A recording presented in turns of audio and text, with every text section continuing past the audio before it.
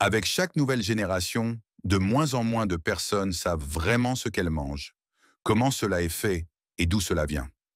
Alors que nous nous éloignons de plus en plus de nos ancêtres et de leur connaissance approfondie de l'horticulture, de l'agriculture et de la culture, beaucoup d'entre nous commandent simplement de la nourriture et la mettent dans leur bouche. Mais vous pourriez changer d'avis sur cela lorsque vous en apprendrez un peu plus sur ce que vous mettez dans votre corps. Voici 20 aliments que vous n'achèterez plus jamais après avoir su comment ils sont fabriqués. Numéro 20. Boissons énergisantes. Red Bull. Nous savons tous que les boissons énergisantes comme Red Bull ne sont pas une boisson à consommer régulièrement. En effet, il n'est généralement pas bon pour votre santé de les consommer souvent. Mais la teneur en sucre et en caféine n'est probablement pas la raison pour laquelle vous arrêteriez de boire Red Bull. Cela a probablement plus à voir avec les rumeurs sur le sperme de taureau étant l'un des principaux ingrédients. Maintenant, avant de cracher votre boisson, je vais dissiper cette rumeur rapidement. Red Bull ne contient pas de sperme de taureau, mais je vais expliquer pourquoi les gens le pensaient. Vous ne boirez plus cela en sachant de quoi il est fait. Red Bull et beaucoup d'autres boissons énergisantes contiennent de la taurine. La taurine est un sous-produit des acides aminés sulfurés et son nom vient du mot latin taurus, qui signifie taureau ou bœuf. La taurine était extraite de la bile de bœuf et du sperme de taureau. Le corps humain utilise la taurine pour réduire le stress et contrôler l'anxiété, car elle est connue pour abaisser les niveaux de cortisol tout en améliorant l'endurance et les performances. Elle se trouve dans les tissus animaux, mais nous en avons aussi dans nos propres intestins.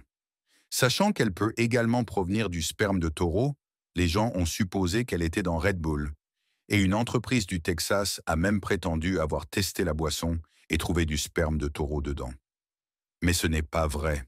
La taurine dans Red Bull est produite synthétiquement dans des laboratoires. Numéro 19. Chewing-gum. Beaucoup de gens adorent le chewing-gum. Il a un bon goût, rafraîchit parfois la laine et donne à votre bouche quelque chose à faire. Mais il y a beaucoup de choses que vous ne savez probablement pas sur le chewing-gum qui pourraient vous faire remettre en question votre consommation. Tout d'abord, vous mâchez probablement une sécrétion de la laine de mouton. Imaginez mâcher de la laine. Ma bouche picote rien qu'à y penser. Le chewing-gum contient une sécrétion cireuse des glandes sébacées des moutons connus sous le nom de lanoline. Sur les moutons, cela rend leur laine imperméable. Mais dans le chewing-gum, cela lui donne cette texture élastique que nous aimons. Il y a aussi de nombreux autres ingrédients, souvent présents, dans la base du chewing-gum, tels que des esters de glycérine issus de résine et de gomme résine, du polyéthylène et de l'acétate de polyvinyle. Ensuite, il y a les ingrédients qui rendent le chewing-gum moelleux, comme l'huile végétale et la glycérine. Et bien sûr, les édulcorants, comme la sucralose, le xylitol et le sorbitol. Certains chewing-gums sont fabriqués pour le goût, tandis que d'autres sont créés avec des fonctions médicales comme l'arrêt du tabac, l'offre de nutrition et l'augmentation de l'éveil. Le chewing-gum n'est certainement pas l'une des choses les plus nocives que vous pouvez mettre dans votre bouche, mais il existe certains dangers associés. Il peut déclencher des troubles de l'articulation temporomandibulaire et même provoquer des problèmes gastro-intestinaux. Vous pourriez également éprouver de la diarrhée avec le chewing-gum si vous êtes sensible aux édulcorants artificiels. Numéro 18. Nutella. Le Nutella contient du sucre, de l'huile de palme modifiée, de la vanilline, du cacao, de la lécithine, de la poudre de lait écrémée, des noisettes et de la poudre de lactosérum. Aucun de ces ingrédients ne semble vraiment nutritif. Et pourtant, le Nutella était autrefois annoncé comme faisant partie d'un petit déjeuner nutritif. En réalité, c'est une friandise sucrée qui contient 70% de graisse saturée et du sucre transformé.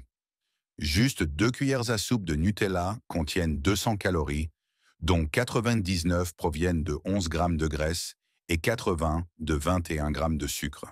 Selon un blog en ligne, le créateur des pâtes à tartiner à la noisette, Ferrero, a effectivement été critiqué aux États-Unis. Ils ont été poursuivis dans le cadre d'un recours collectif pour publicité mensongère, conduisant les gens à croire qu'il avait des bienfaits pour la santé et était nutritif. Dans ce procès, ils ont été poursuivis pour lavage de santé et ont dû payer 3 millions de dollars aux clients nommés dans la plainte. Le procès a également impliqué une exigence pour Ferrero de changer leur publicité et leur étiquetage pour éviter de faire croire aux consommateurs que c'était un aliment de base pour le petit déjeuner sain. Il est indéniable que prendre du Nutella sur du pain grillé est une délicieuse collation. Mais ce n'est en aucun cas un aliment particulièrement sain. Vous vous préparez probablement à un pic de sucre suivi d'une chute. Numéro 17. Pringles.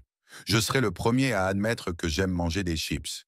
Elles sont si addictives et constituent le snack parfait à savourer sur le canapé pendant que vous regardez votre émission de télévision préférée. Mais je serai aussi le premier à admettre que je sais qu'elles ne sont pas saines. Ce que je ne savais pas, en revanche, c'est à quel point elles sont malsaines, surtout les Pringles. Selon des ressources en ligne, l'entreprise Pringle a voulu éviter des taxes sur les aliments de luxe au Royaume-Uni. Alors elle a fait valoir que leur teneur en pommes de terre était si faible qu'elles n'étaient techniquement même pas des chips. Excusez-moi, pardon.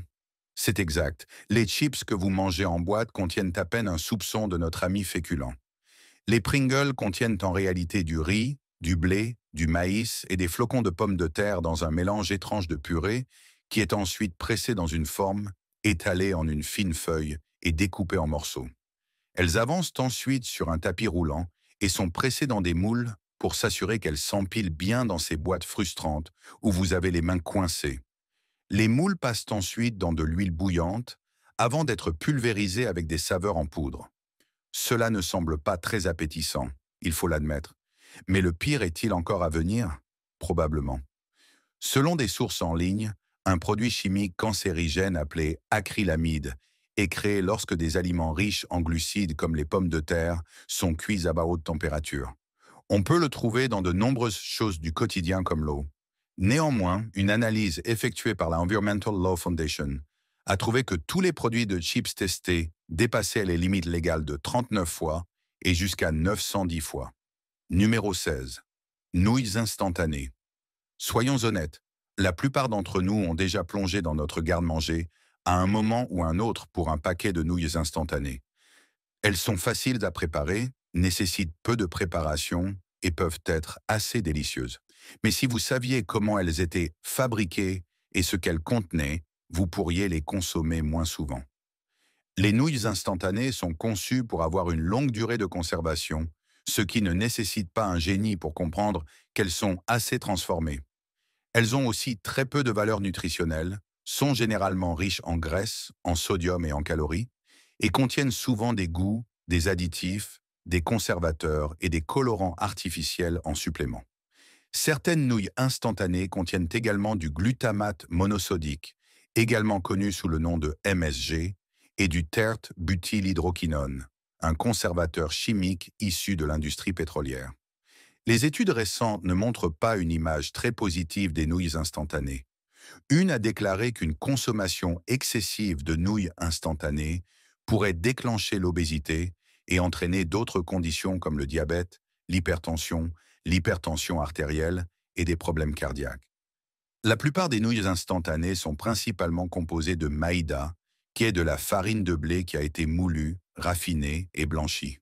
Elle est riche en saveurs mais extrêmement transformée et a une valeur nutritionnelle minimale, voire nulle. Des études ont également montré que les nouilles à base de maïda pouvaient causer des problèmes de santé digestive et certains résidus pourraient même atteindre l'appendice et déclencher une infection. Numéro 15. Kazumatsu. Imaginez un aliment qui soit si dégoûtant et horrible qu'il soit en réalité illégal. C'est le cas du kazumatsu, également connu sous le nom de fromage aux larves. Ce fromage provient de l'île méditerranéenne de Sardaigne et est fabriqué à partir de lait de brebis et de larves d'insectes vivantes, également connues sous le nom de asticot. Il provient du pecorino, mais ce fromage est soumis à une fermentation bien plus poussée, allant jusqu'à la décomposition. Les larves de la mouche du fromage sont délibérément introduites dans le fromage et décomposent les graisses du fromage. En conséquence, le fromage devient mou et présente même un liquide qui suinte. Mais ce n'est même pas la partie la plus répugnante. Après avoir rassasié de toutes les graisses du fromage, les larves restent à l'intérieur et les gens le mangent avec les asticots. En fait, certains sardes ne considèrent que le fromage est dangereux une fois que les asticots sont morts. La plupart des gens servent le fromage découpé en fines bandes et étalé sur du pain plat. Ils le consomment ensuite avec un vin rouge robuste. Comme vous l'avez deviné, les scientifiques et les professionnels de la santé déconseillent de manger ce fromage. Ils affirment qu'il est possible que les larves survivent dans l'acide de l'estomac, restent dans l'intestin et provoquent une condition appelée pseudomyose. Il s'agit d'une infestation parasitaire qui peut parfois mener à des lésions, des irritations et d'autres symptômes désagréables. Ce fromage a été interdit et les contrevenants encourent des amendes coûteuses s'ils sont pris à le vendre. Cependant, certains sardes fabriquent et vendent le kazumatsu sur le marché noir. Numéro 14. Bonbons Jelly Beans. Les bonbons Jelly Beans sont une friandise délicieuse mais très sucrée. Ils sont brillants, colorés et très irrésistibles. Mais vous pourriez ne plus jamais en consommer une seule fois que vous découvrirez ce qui les rend durs et brillants. Alerte spoiler, c'est de la bouse. Bon, c'est moins horrible que ce que vous pensez, et vous pourriez même donner des points aux fabricants de Jelly Beans pour leur durabilité et leur créativité. Ils sont enrobés d'une substance appelée shellac, qui est une résine que sécrète la femelle du ver à lac après avoir ingéré de la sève d'arbre. Les vers à lac proviennent des forêts en Inde et en Thaïlande, et ils déposent leur shellac sur les branches et les brindilles. Les gens viennent ensuite le récolter avant de le traiter en flocons. Une fois sous forme de flocons, il est dissous dans de l'éthanol et vaporisé sur une large gamme de produits tels que les planchers de bois dur, les ongles et, vous l'avez deviné, les jelly beans. Il est même souvent utilisé pour remplacer la cire naturelle présente sur les pommes, laquelle est retirée durant le processus de nettoyage. Étant donné que le shellac est un sous-produit animal, les jelly beans ne conviennent pas aux végétaliens, et vous pourriez le voir mentionné sur l'emballage des ingrédients sous la désignation E904 numéro 13. Fromage. Nous sommes une nation d'amateurs de fromage, à l'exception bien sûr du fromage aux asticots.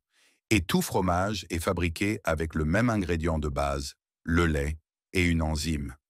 Nous consommons du fromage depuis au moins 8000 ans et on pense qu'il provenait de l'Asie mineure à la Rome antique, l'Empire romain devenant fou de la fabrication artisanale de fromage. Ils l'ont adoré. La fabrication du fromage est assez complexe. Elle nécessite du lait, une enzyme pour la coagulation et pour l'aider à se solidifier, et une méthode pour éliminer l'excès d'eau. Une fois les éléments de base en place, le fromage peut être affiné, aromatisé et découpé de nombreuses manières différentes. Mais la manière dont nous fabriquons le fromage est nettement moins répugnante maintenant qu'elle ne l'était auparavant. Les experts pensent que les origines du fromage proviennent probablement de l'estomac d'un mouton. Les moutons ont été domestiqués vers 8000 avant notre ère et étaient connus pour être des sources désirables de lait, de viande et de laine. Cependant, leurs estomacs étaient également utilisés. Une fois retirés de leur corps, les gens les utilisaient pour transporter du lait frais. Mais ce que les gens ne savaient pas à l'époque, c'est que l'estomac d'un mouton contient de la pressure, qui est une enzyme que nous utilisons pour faire du fromage. Sur de longues distances, le lait transporté dans les estomacs de moutons caillerait et se transformerait en caillé.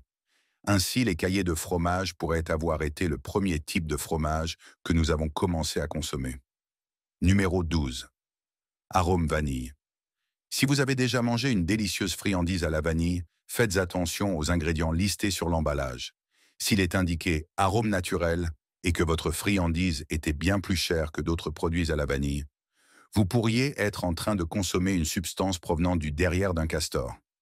Après avoir pris une pause pour vomir, je vais expliquer ce que je veux dire.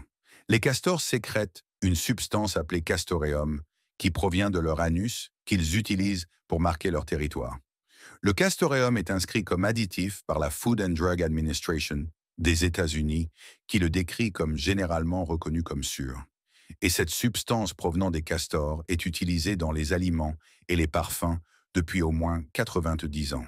Si vous deviez coller votre visage dans l'arrière-train d'un castor, vous ne sentiriez pas quelque chose de horrible. Au lieu de cela, vous sentiriez une odeur de vanille moisie. Vous verriez également une glissance brunâtre semblable à de la mélasse.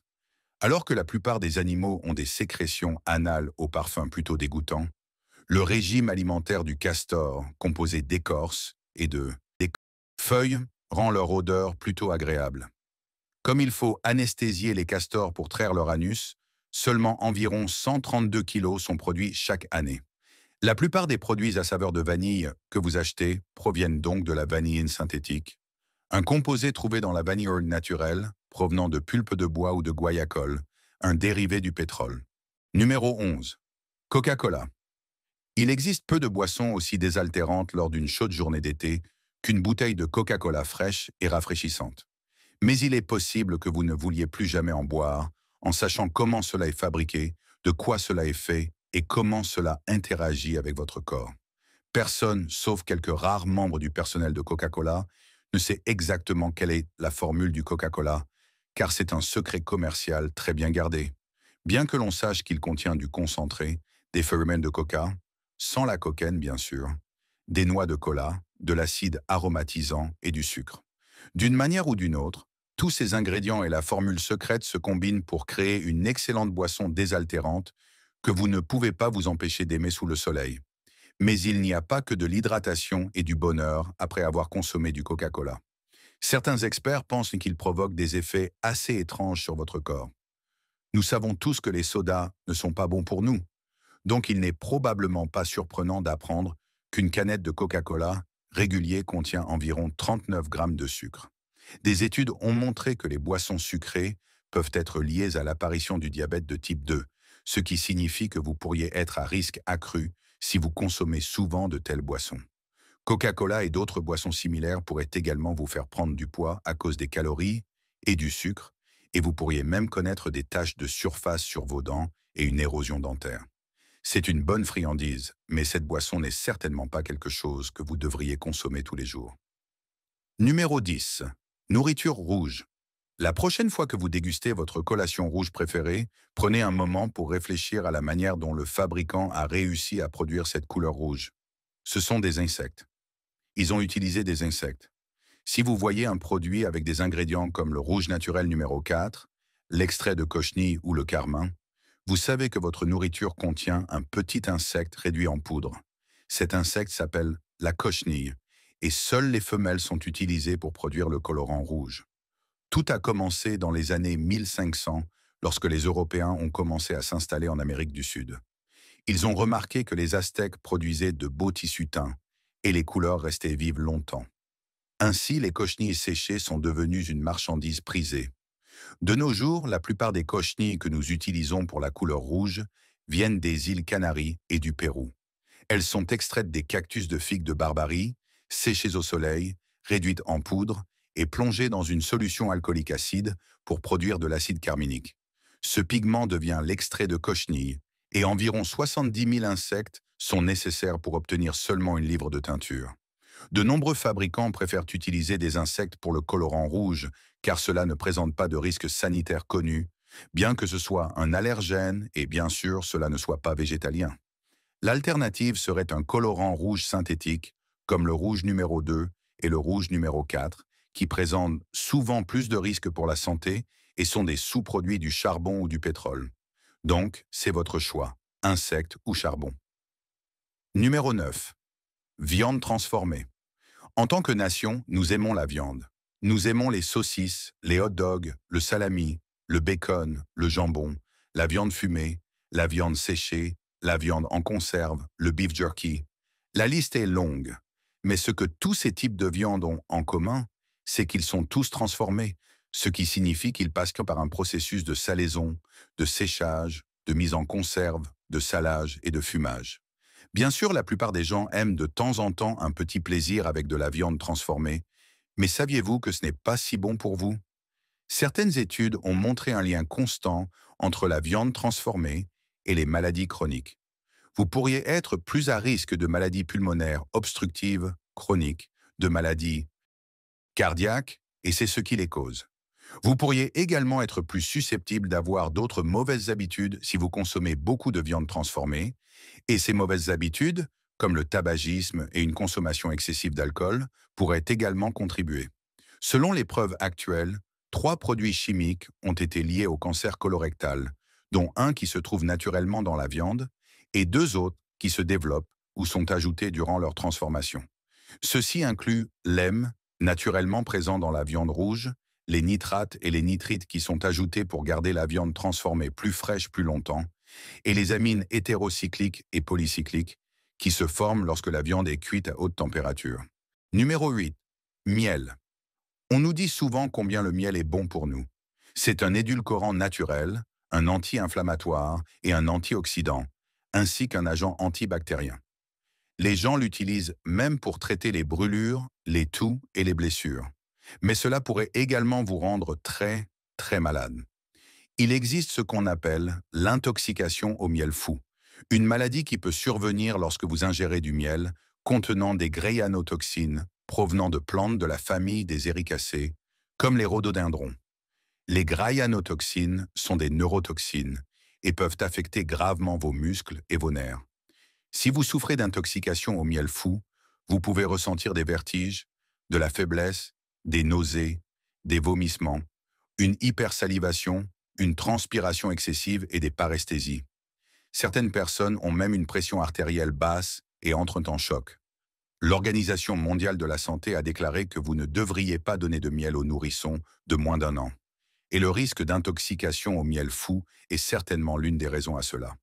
Cela dit, l'autre raison est que le miel peut contenir des spores de Clostridium botulinum qui peuvent amener au botulisme. Maintenant, la plupart des gens ne risquent pas l'intoxication au miel fou, surtout s'ils achètent du miel auprès de sources fiables. Cependant, les personnes vivant ou voyageant dans la région de la mer Noire en Turquie sont conseillées de faire attention, car des cas d'intoxication ont été signalés dans cette zone. Numéro 7. Gélatine. Si vous aimez le yaourt, la glace, les guimauves, les bonbons, les puddings, les gâteaux et d'autres délicieuses friandises sucrées, vous pourriez être un peu dérangé d'apprendre l'un des principaux ingrédients. C'est de la gélatine et elle est fabriquée à partir d'une protéine que les fabricants obtiennent en faisant bouillir des os, des ligaments, des tendons et de la peau de vache et de porc. La gélatine est translucide, sans saveur et incolore. Elle est cassante lorsqu'elle est sèche et caoutchouteuse lorsqu'elle est humide. Savoir cela sur la gélatine est suffisant pour vous donner la nausée, même si le produit final est délicieux. La gélatine est également utilisée dans des produits que vous ne pouvez pas manger, tels que les shampoings, les cosmétiques et les masques faciaux. C'est un produit si polyvalent qu'environ 621 000 tonnes ont été produites en 2019, la plupart provenant des industries de la viande et du cuir en tant que sous-produits. Heureusement, vous pouvez éviter la gélatine. Il vous suffit de renoncer à toutes vos friandises préférées et de opter pour des alternatives végétaliennes. Il existe un produit appelé agar-agar que les fabricants de produits de végétaliens utilisent comme alternative similaire. Plutôt que d'être fabriqué à partir de parties animales, il est fabriqué à partir d'un type d'algue. Numéro 6. Beurre de cacahuète. Le beurre de cacahuète est l'une de ces tartinades que vous adorez ou détestez.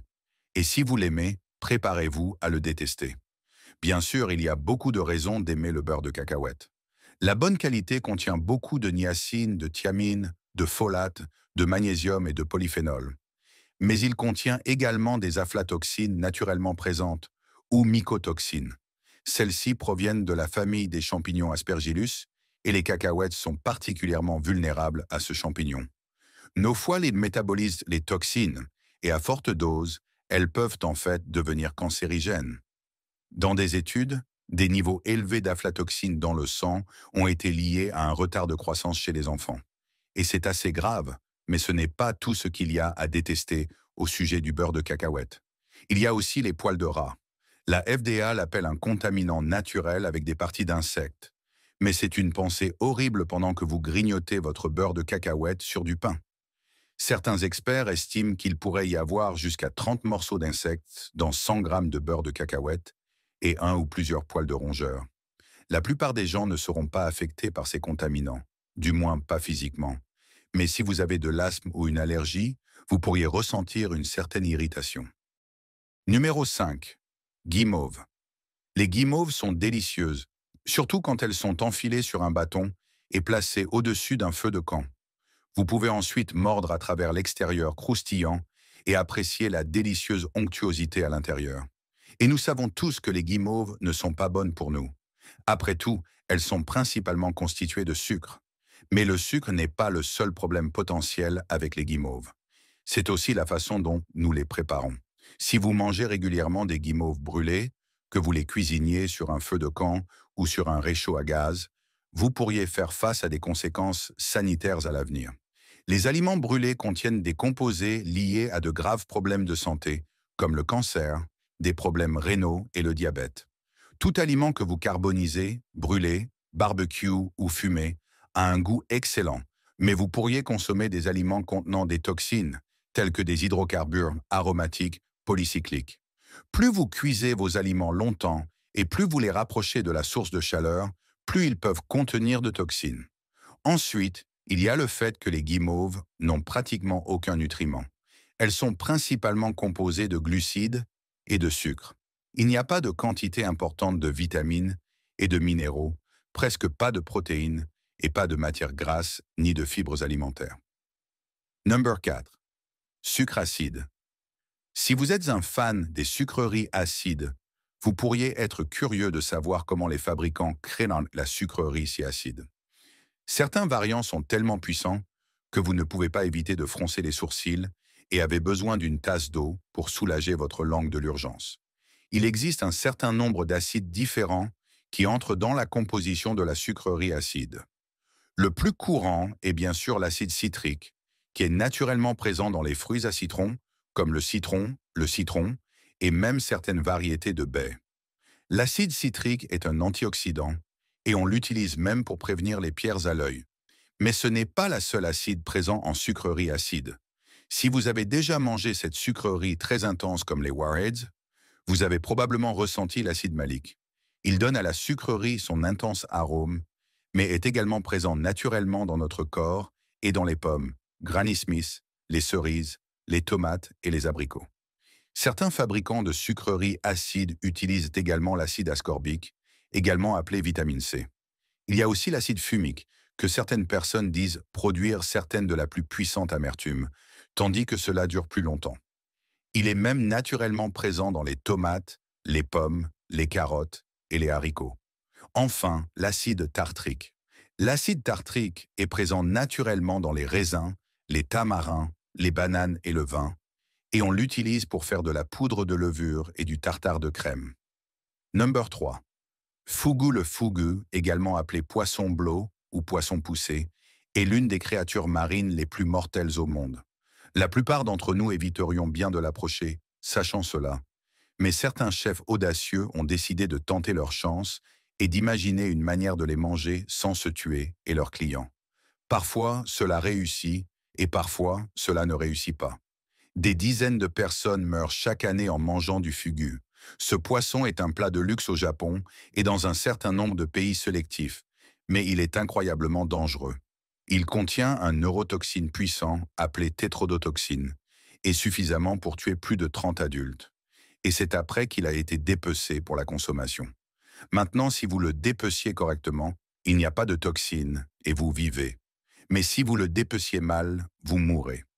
Vous jouez à un jeu dangereux juste pour un morceau de sushi de fugu. Mais ce n'est pas n'importe qui peut préparer le fugu à vendre. Vous devez avoir une licence et il n'y a que quelques personnes qui détiennent cette licence. Une fois que le poisson est tué, le chef ouvre la tête pour retirer le cerveau et les yeux, qui sont ensuite placés sur une plaque marquée non comestible. Le chef va retirer la peau avant de couper à l'intestin. Les intestins sont généralement la partie la plus empoisonnée, incluant les ovaires, le foie et les intestins. Il est croyable que la poison dans le corps d'un fugu est environ 200 fois plus puissant que le cyanure. Number 2. Huîtres crues. Les huîtres crues sont un délicieux plat et beaucoup de gens aimeraient aller à la salle à manger des huîtres locales pour avoir la chance de manger ce délicieux plat. Et oui, avant même d'en parler, je sais qu'ils ont un goût acquis et que certains disent que c'est comme manger de la salive. Mais disons que vous aimez manger des huîtres crues. Auriez-vous arrêté de les manger si vous saviez que vous pourriez vous mettre en danger de graves maladies? Un bactérie appelé Vibrio se trouve naturellement dans les eaux côtières où les huîtres aiment se nourrir. Comme les huîtres filtrent l'eau en mangeant, les bactéries peuvent se retrouver dans leurs tissus. Lorsque vous mangez des huîtres crues ou sous-cuites, les bactéries peuvent vous rendre malade. Certains gens ressentent la diarrhée et le vomissement, ce qui peut être suffisamment terrible, mais certains ont également des problèmes graves, comme des infections du sang et des plaies cutanées. Et ces dernières peuvent être si graves que les gens nécessitent l'amputation de leurs membres et la soins intenses, dans la mesure où 30% des infections sont mortelles.